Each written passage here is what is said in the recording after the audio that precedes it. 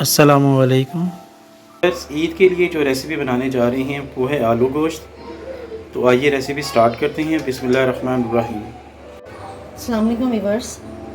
Oil add करें,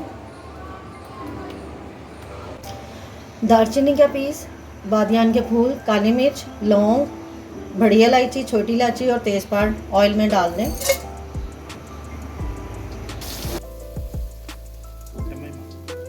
जब प्याज हल्का सा ब्राउन हो तो इसमें हाफ़ kg बीफ वो ऐड कर दें और इसको भून लें।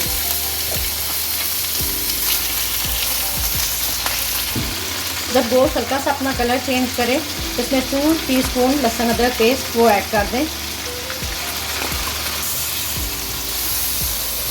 जब लहसुन अदरक भुन जाए 2 मिनट के बाद इसमें 2 टमाटर की मीडियम टमाटर की प्यूरी वो ऐड कर दें और साथ ही कुछ मसाले ऐड कर दें।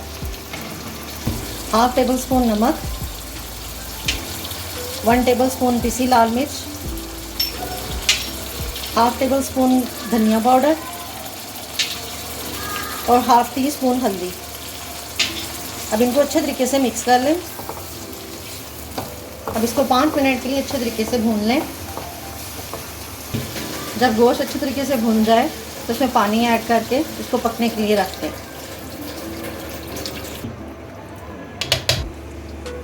तकरीबन 45 मिनट के बाद जब पानी ड्राई हो जाए तो इसमें आलू ऐड कर दें।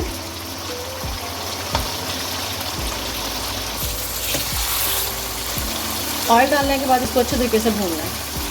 आलू डालने के बाद इसमें हाफ़ प्याली योगर्ट वो ऐड कर दें।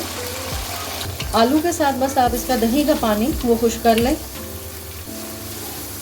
जब दही का हल्का सा पानी ड्राई हो तो इसमें हाफ़ टेबल स्पून ज़ीरा पाउडर वो ऐड कर दें और इसको भून लें।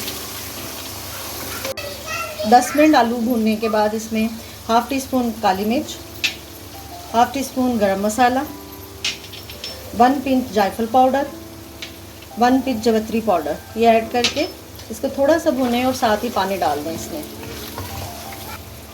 इसे पानी डालकर आलू गलने के लिए रख दें। धनिया वो डालें।